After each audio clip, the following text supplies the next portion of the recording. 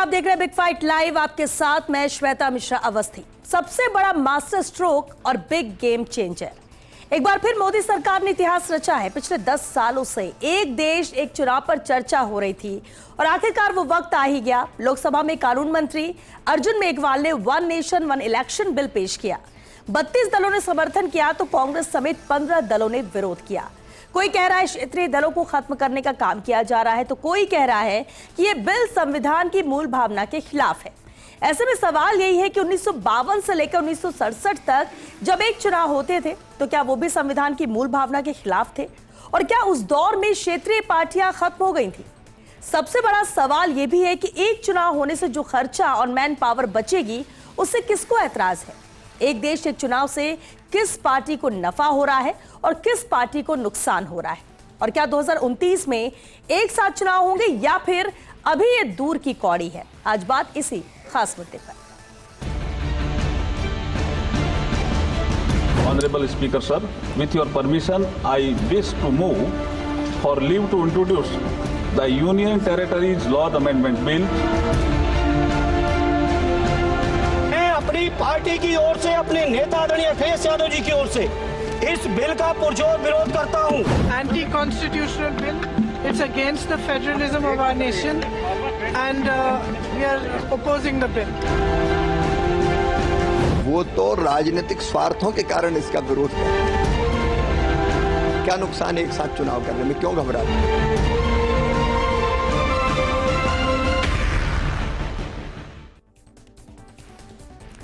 Big game changer. चलिए, बेहद खास मुद्दा, चर्चा के लिए खास मेहमान भी जुड़ चुके। सबसे पहले उनसे रूबरू कराते हैं। आपको हमारे साथ है राखी राठौर जी, बीजेपी प्रवक्ता है। स्वागत है राखी जी आपका हमारे साथ। पंकज शर्मा जी चर्चा में शामिल हुए, कांग्रेस प्रवक्ता है। पंकज जी आपका भी बहुत स्वागत है। एके जैन सर हमारे साथ है, वरिष्ठ अधिवक्ता है। जैन सर आपका भी बहुत स्वागत है। और साथ ही एके सिंह जी भी हमारे साथ है, विषय विशेषज्ञ है। सर आपका भी बहुत स्वागत है बिग फाइट लाइव में।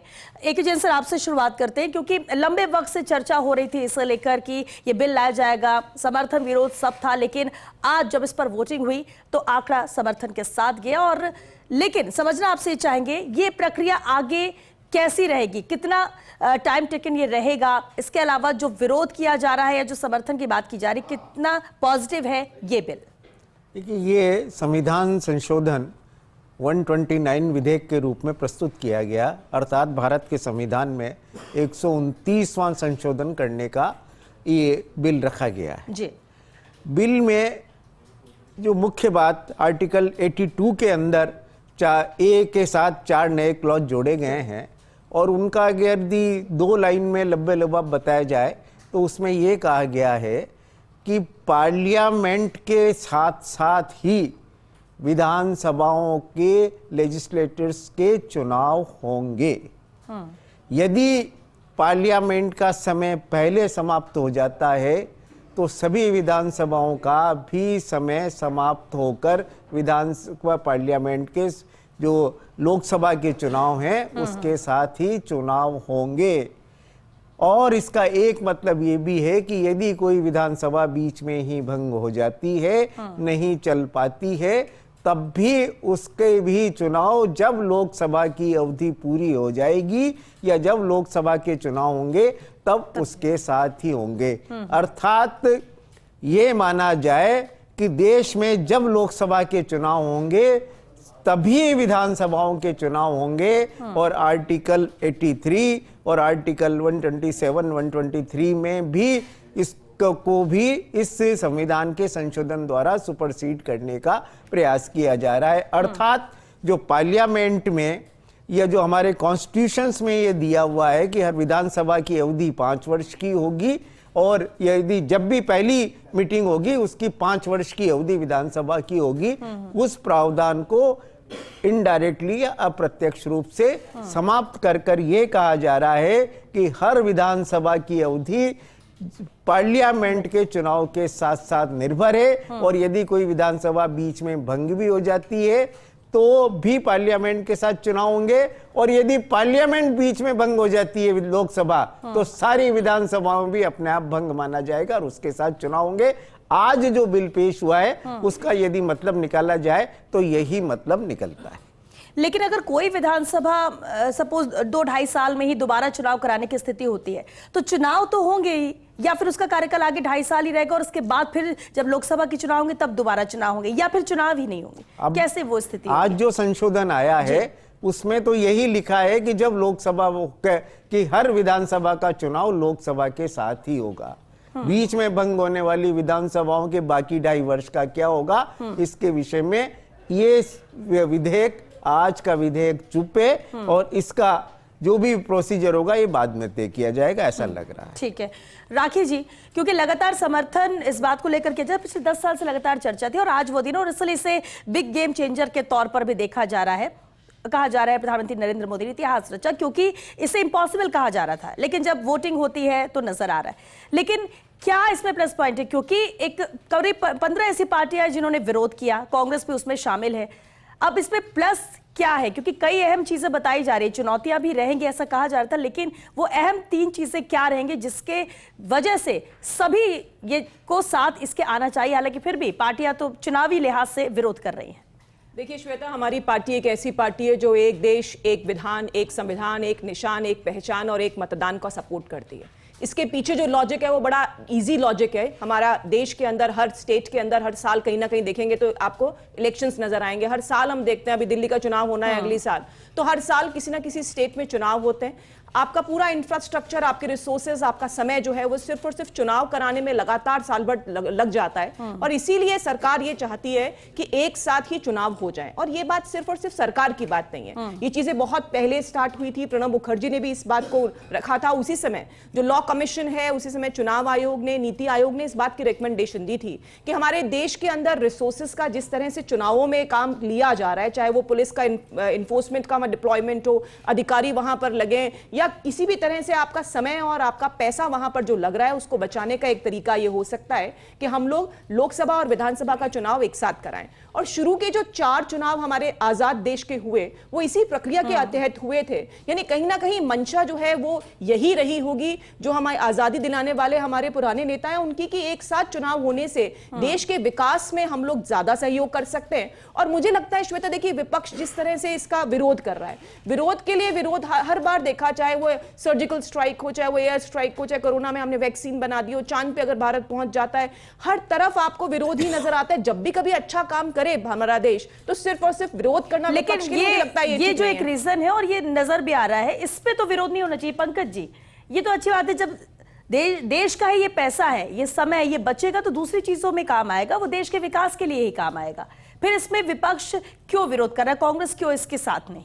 देखिए श्वेता जी, इसमें बीजेपी की कथनी और करनी में बहुत बड़ा फर्क है। सबसे बड़ा कारण ये है कि आप कह रहे हैं कि जो एक्सपेंसेस की बात है, उससे पहले मैं कह दूं कि जो ये बिल है इसको इंट्रोड्यूस तो इन्होंने आज कर दिया, लेकिन इससे पहले लगभग 18 से ज़्यादा संशोधन किए जाने हैं। उन 18 से ज़्यादा संशोधन में राज्यों का भी अमेंडमेंट, राज्यों का भी इंटरफेरेंस होना चाहिए। जो लीगल कमीशन है वो भी अपने सुझाव देंगे। और उसके अलावा आप देखेंगे 18 से ज़्यादा संशोधनों में कुछ बहुत ज़्यादा जो जरूरी संशोधन है, 82A की बात कर लें, 83 की बात कर लें या 172 की बात कर लें, अमेंडमेंट्स होने हैं। अब जो कांग्रेस जिस बात का विरोध कर रही है, वो पार्टी हमारी इस बात का विरोध कर रही है कि जो इन्होंने पूरी तरीके से उनको रिप्लेस ही करने का मानस कर लिया कि पूरी तरीके से ये आर्टिकल्स को रिप्लेस ही करेंगे। तो ये केवल संशोधन की बात नहीं, संशोधन से आज से पहले 128 संशोधन हुए, आज 129वां संशोधन ये था लगभग 75 साल के हमारे लोकतंत्र में। तो संशोधन की बात नहीं कर रहे हम, संशोधन का विरोध नहीं कर रहे, लेकिन जो पूरी तरीके से रिप्लेस करने की बात है उसका विरोध हम कर रहे हैं। और दूसरी सबसे बड़ी बात, जब आप एक्सपेंसेस की बात कर रहे हैं तो एक्सपेंसेस में अगर हम बात करें तो अगर जो ये इन्होंने बताया है, जो पूरे बिल में इन्होंने प्रोसेस दिया है, 10,000 करोड़ से ज्यादा का तो खर्चा तब आएगा जब वीवीपैट से हर 15 साल में अगर ये इलेक्शन करवाते हैं, सबसे पहली बात। दूसरी बात, जो 2023 का जो चुनाव हुआ था उसमें लगभग 4,000 करोड़ के आसपास का खर्चा आया था। वो खर्चा आने के बाद आप देखिए कि 8,000-9,000 करोड़ का चंदा बीजेपी के पास आया था। तो जो इलेक्टोरल बॉन्ड है उस पर क्यों ट्रांसपेरेंसी नहीं है, पहली चीज। दूसरी बड़ी बात, अभी आपने क्वेश्चन ए के जैन साहब से पूछा था कि अगर किसी विधानसभा का 2.5 साल में कार्यकाल खत्म हो जाता है तो 2.5 साल में कार्यकाल खत्म होकर जब चुनाव होगा तो चुनाव लॉजिकली तो 5 साल चलना ही चाहिए सरकार। अभी ऐसा ही होता है। अब जब आप 2.5 साल में वापस चुनाव करवा देंगे क्योंकि आपको पार्लियामेंट के साथ चुनाव कराने, तो खर्चा बढ़ेगा नहीं क्या? खर्चा तब भी बढ़ेगा। दूसरी सबसे बड़ी बात, आप आर्म फोर्सेस की बात करें, इंफ्रास्ट्रक्चर की बात करें, ह्यूमन रिसोर्सेज की बात करें, ये अभी हमारे देश में हमारे पास नहीं अवेलेबल है। ये सबसे बड़ा सच है। यानी आप ये कह रहे हैं कि अगर अलग अलग कुछ स्टेट्स में ऐसे चुनाव होते हैं तो वो सब फोर्स सब लगा सकते हैं, लेकिन एक साथ सभी के लिए उतने नहीं है। बिल्कुल वो संसाधन नहीं है, ट्रांसपेरेंसी नहीं होगी। और लास्ट में एक बात रखना चाहूंगा, जिस तरीके से लगातार अभी पिछले कुछ सालों में चुनाव हुए हैं और जिस तरीके से ऑपोजिशन ने, हम लोगों ने क्वेश्चंस रेज किए हैं इलेक्शन कमीशन ऑफ इंडिया के सामने, इलेक्शन कमीशन ऑफ इंडिया अभी तक भी क्वेश्चंस के रेस्पॉन्ड नहीं कर पा रही है, फेयर नहीं रहा है चुनाव। तो जिस तरीके से election commission of India fair चुनाव नहीं करवा पाई है और जिस तरीके से केंद्र सरकार लगातार सरकारों को गिराने का काम कर रही है, एमएलएस को खरीदने का काम कर रही है, जिस तरीके से लगातार वो अपने मैनेजमेंट से चुनावों को इन्फ्लुएंस करती है, ये बहुत सारी जो सवाल है उन सवालों के जवाब हमें चाहिए। और सबसे बड़ी बात आखिरी मैं अपनी बात रखना चाहूंगा, 17 जनवरी 2024 को हमारी राष्ट्र पार्टी के राष्ट्रीय अध्यक्ष मल्लिकार्जुन खड़गे जी ने एक पत्र लिखा था रामनाथ कोविंद जी को, 4 पेज का वो पत्र था, उसमें लगभग 20 पॉइंट हमने रखे थे। उन किसी भी सवालों का जवाब हमें नहीं मिला है। ठीक है पंकज जी, क्योंकि वक्त खत्म हो रहा है, वक्त कम है और AK सिंह जी भी हमारे साथ है, विशेषज्ञ, और उनका एनालिसिस भी जानना जरूरी है। AK सिंह जी, सर अब इस पर चर्चा तो लंबे वक्त से चल रही थी, आज बिल भी पेश हुआ, दो तरह के तर्क हैं, लेकिन एक बात जो कही जा रही है, विरोध इस बात को लेकर भी है कि अगर ऐसा होता है एक साथ चुनाव होंगे तो जो रीजनल पार्टियां उन्हें खत्म करने की एक कवायद है, क्या इस पर कोई असर होगा और आप किस तरह से इस बिल को देखते हैं? जी देखिए, जो आपने प्रश्न पूछा है श्वेता जी, पहले मैं उसका उत्तर देना चाहूंगा कि क्या इससे रीजनल पार्टियां खत्म हो जाएंगी। अगर आप देखें 1965-66 के बाद, जब तक कि कांग्रेस का पूरा वर्चस्व था पूरे देश में और पूरे राज्य में, और उसका वर्चस्व 1967 के बाद जो इलेक्शन के बाद कम होना शुरू किया, तो आप देखेंगे कि कई महत्वपूर्ण और इम्पोर्टेंट और शक्तिशाली क्षेत्रीय नेता उभर करके आए। चाहे साउथ इंडिया में अगर आप देखें तो करुणानिधि जी हो, या अपने हेगड़े साहब थे, उसके बाद NT रामाराव जी आए, बिहार में लालू प्रसाद यादव जी आए, आपके यूपी में मुलायम सिंह यादव जी आए, आपकी ममता जी आई है वहां पे। तो ये कहना कि मतलब कि एक साथ इलेक्शन हो या ना हो, उससे क्षेत्रीय पार्टियां खत्म हो जाएंगी, मैं नहीं मानता। हाँ, इतना जरूर है कि जिनके पास बहुत पॉपुलर नेता नहीं है, जो कि आम जन में जिसका की विश्वास नहीं है, उनको लगता है कि मोदी रूपी सूर्य जो है वो क्षेत्रीय सितारों को पे ग्रहण लगा देगा, ये तो बात लगती है। लेकिन अगर आप देखें, स्टैटिस्टिकली देखें, अगर इसको आप 2014 का चुनाव उठाकर देखें और 2019 का भी देखें और 2024 का भी देखें, आप पाएंगे कि लोकसभा के साथ साथ कुछ स्टेट्स के चुनाव हुए थे, उसमें 2019 का अगर आप देखें और 2014 का, 2014 में बीजेपी जो है लोकसभा जीती, बाकी 4 जो स्टेट साथ में हुए थे, 4 में से किसी स्टेट में बीजेपी नहीं जीती थी। 2019 में भी उसी तरह से 4 स्टेट्स के चुनाव हुए थे, आपका उड़ीसा था, आंध्र प्रदेश था, सिक्किम था और अरुणाचल प्रदेश था। तो उसमें सिर्फ अरुणाचल प्रदेश में बीजेपी जीती थी और बाकी तीनों में बीजेपी हार गई। तो इनका ये मानना कि आम जनता को इसका विवेक नहीं है कि सेंटर में लोकसभा के लिए कौन उपयुक्त है और राज्य के लिए कौन उपयुक्त है, मैं मानता हूं कि एक तरह से जनता के विवेक को इंसल्ट करना है। और एक कंफ्यूजन में क्लियर करना चाहूंगा, शायद हमारे विद्वान कलीग जो हैं जैन साहब, उनसे शायद त्रुटि रह गई अनजाने में। इसमें ऐसा कोई प्रावधान नहीं है कि जैसा इन्होंने कहा कि मान लीजिए कि लोकसभा जो है मिड टर्म में डिसॉल्व हो जाती है, तो उसका क्या होगा? क्या उसका मतलब कि चुनाव जब होगा तो इनका कहना यह था कि उसी के साथ साथ सारे राज्यों का भी होगा। नहीं, बिल्कुल नहीं। 2.5 साल में अगर मान लीजिए कि लोकसभा डिसॉल्व के बोले तो मात्र 2.5 साल यही लिखा हुआ है कि लोकसभा हाउस ऑफ पीपुल्स के साथ साथ ही विधानसभाओं के चुनाव होंगे, ये स्पष्ट लिखा हुआ है। विधेयक पढ़िए और फिर आप गलत बात मत करिए। यहाँ पर मेरे को आप बोल लेने दीजिए। बिल्कुल, आप पढ़िए पहले, क्योंकि आपने एक गलत बात कही कि मैंने जो कहा है वो, और उसमें उसको 82A3 पढ़ लीजिए आप।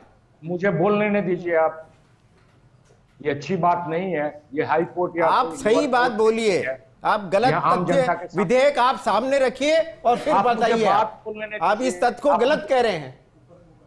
आप मुझे बात बोलने दीजिए। ठीक है, ठीक है। जब मैं भी आया हूं तो पढ़ करके आया हूं, ऐसा नहीं कि हवा में बातें कर रहा हूं। मैं क्लैरिफाई करना चाहूंगा पुनः, जो जैन साहब कह रहे हैं, जो कि आर्टिकल 82A जो इंसर्ट होगा, आर्टिकल 82 में जो प्रोविजन है ये इंसर्ट होगा, उसमें जरूर ये लिखा हुआ है कि लोकसभा के साथ साथ ही असेंबलीज का भी चुनाव होगा। लेकिन अगर आप बाकी फर्दर डिटेल्स जो दिए हुए हैं, जैसे कि मान लीजिए कि कोई असेंबली जो है किसी कारणों से 5 साल के मध्य में ही उसको डिसॉल्व करना होगा, तो क्या होगा, जो रिमेनिंग टर्म जो है उसी के लिए चुनाव होगा, राइट? तो ये लोकसभा के साथ तो नहीं हो रहा है। और उसी तरह अगर लोकसभा का टर्म्स का कोई हवाला नहीं है मध्य में चुनाव विधेयक होगा, में, तो सिर्फ लोकसभा का जो बचा हुआ समय रहेगा, विधेयक में रेकरिंग टर्म का कोई चुनाव का हवाला नहीं है। एक जैन सर, अब इसकी प्रक्रिया में भी आगे कितना वक्त क्या लगे, कितना टाइम लगेगा, आगे क्या होगा? पहली चीज तो जो अमेंडमेंट किया है उसमें यदि कोई विधानसभा बीच में बंद हो जाती है, उसका रेकरिंग टर्म्स के लिए चुनाव होने का कोई प्रावधान नहीं किया गया है। प्रावधान बिल्कुल स्पष्ट है कि हाउस ऑफ पीपल्स लोकसभा के साथ साथ ही विधानसभाओं के चुनाव होंगे, और यदि लोकसभा जल्दी भी भंग हो जाती है तो सारी विधानसभाओं के चुनाव उसके साथ होंगे। ये पार्लियामेंट उस प्रावधान के अंदर दिया गया है। इसलिए अमेंडमेंट में सुधार कि यदि रेकरिंग टाइम बचता है तो उसके लिए क्या होगा, और यदि मान लीजिए लोकसभा 6 महीने बाद ही भंग हो जाती है तो क्या सारी विधानसभाओं भी जिनका 4.5 साल का टाइम खत्म करके उनके ये 2 तरह की बातें आ रही है, इसलिए थोड़ा सा डाउट भी मुझे लगता है कि थोड़ा कंफ्यूजन है जैन साहब, जिसमें अगर 2.5 साल बाद में अगर वापस चुनाव, अगर मान लीजिए कई किसी असेंबली में अगर वो मान लीजिए वहां पे डाइल्यूट हो जाती है, तो उसके बाद वापस वहां पे इलेक्शन होगा, लेकिन उसका टेन्योर नेक्स्ट 2.5 साल ही होगा। ये देखिए बिल्कुल आज जो अमेंडमेंट आया उसमें ये प्रावधान नहीं किया गया है। अब जैन साहब देखिए, ये बात तो आप मानेंगे कि इससे अपने को इंफ्रास्ट्रक्चर का सुधार होगा, रिसोर्सेज मिलेंगे, वो बेटर तरीके से होएगा। और जो सुझाव आप बता रहे हैं वो जेपीसी में जाने के बाद में उन आपत्तियों का एड्रेस किया जाएगा। कर सकती है, पर आज की डेट में ऐसा प्रस्ताव नहीं है। ठीक है, यानी ये जेपीसी में जाएगा। एक जैन सर तो इस पे कर सकते हैं, इसे सुझाव के तौर पर आप कह रहे हैं सुझाव दिया है क्या? ये सुझाव के तौर पर, सुझाव सबके आमंत्रित हैं। देखिए श्वेता, अभी भी मैं ये कहूंगी, विपक्ष को अच्छा काम देश में होता है तो उसका सुझाव दीजिए, अच्छा काम करवाइए, जिससे कि देश का इंफ्रास्ट्रक्चर, और जिसको विकास में प्रॉब्लम हो, जिसको यहाँ का पैसा बर्बादी करने में अच्छा लगता हो, वो विरोध करे। अदरवाइज तो किसी का विरोध का पॉइंट बनता ही नहीं है। अच्छे सुझाव आमंत्रित हैं इस बिल पर। एक फाइनल कमेंट इस बिल पर, वक्त खत्म हो रहा है। AK सिंह सर, यही कहना चाहूंगा कि मैं जैन साहब से यहाँ पे कोई वाद विवाद नहीं करना चाहूंगा, और मैं जो मुख्य बातें जो कहना चाहूंगा कि इसके 4 फायदे हैं 1 नेशन 1 इलेक्शन के। सबसे पहला, जो कि कई वक्ताओं ने इस बात को कहा है कि जो कॉस्ट है, जो इकोनॉमिक कॉस्ट है, अगर आप देखेंगे तो 2014 के चुनाव के डेटा अवेलेबल है 2019 का, उसमें सारे स्टेट्स असेंबलीज और जो लोकसभा का चुनाव हुआ था उसमें करीब 80,000 करोड़ रुपए खर्चा हुए थे, राइट? तो एक तो कॉस्ट वाली बात है। दूसरी बात क्या है कि प्रशासनिक कार्य जो है उस दौरान क्या होता है कि बिल्कुल एक तरह से आपने देखा होगा कि ठप हो जाता है। जो कर्मचारी या जो अधिकारी उस इलेक्शन का कार्य नहीं भी कर रहे हैं, उनकी ड्यूटी नहीं लगाई गई है, अगर आम जनता उनके पास जाती है तो उनका एक स्टैंडर्ड आंसर क्या होता है कि भैया अभी तो आचार संहिता देगी हुई है, आप आचार संहिता के बाद आना, इलेक्शन के बाद आना। तीसरी बात क्या है कि ये जो हर एक इलेक्शन में फ्रीबीज और डोल्स का एक कल्चर हो गया है। ये असेंबली चुनाव होगी, फ्रीबीज एंड डोल्स, दूसरा असेंबली एक नई तरह का फ्रीबीज एंड डोल्स, लोकसभा का चुनाव होगा फिर से फ्रीबीज एंड डोल्स। तो कम से कम जो भी फ्रीबी एंड डोल करनी है आप सब मिल करके एक बार कर दीजिए 5 साल के अंदर। और चौथा जो है, आप जानते हैं चुनाव, प्रजातांत्रिक चुनाव जब होता है, हमारा देश जो है जिसमें विभिन्न तरह के धर्म है, अनेक क्षेत्र हैं और अनेक जातियां वगैरह हैं, तो होता क्या है कि क्षेत्र और धर्म और जाति के आधार पर जब चुनाव की मतलब कि चुनाव में कैंपेन किया जाता है, सो उससे थोड़ा बहुत समाज में जो है तनाव भी पैदा होता है। ये 4 कारण है जिसके कारण से मैं सोचता हूँ कि 1 नेशन 1 इलेक्शन जो है बहुत अच्छी बात है। अगर कुछ कमियां त्रुटियां होगी तो उसमें सुधार लाया जाए। बिल्कुल ठीक है, और इसलिए सुझाव भी आमंत्रित भी हैं, क्योंकि एक दिन में इतने बड़े बिल है, एक दिन में कोई फैसला हो जाए ऐसा नहीं है, लेकिन हाँ ये जो प्रक्रिया है वो चल ही रही है। बहरहाल क्योंकि वक्त खत्म हो चुका, बहुत शुक्रिया आप सभी का इस चर्चा में शामिल होने के लिए।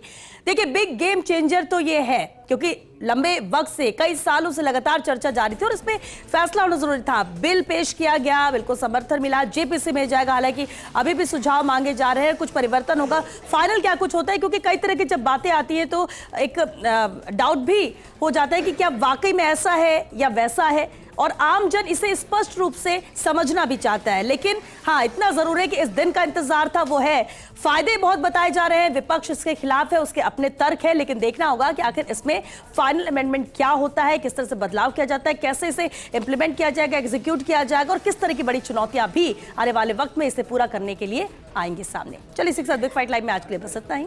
नमस्कार।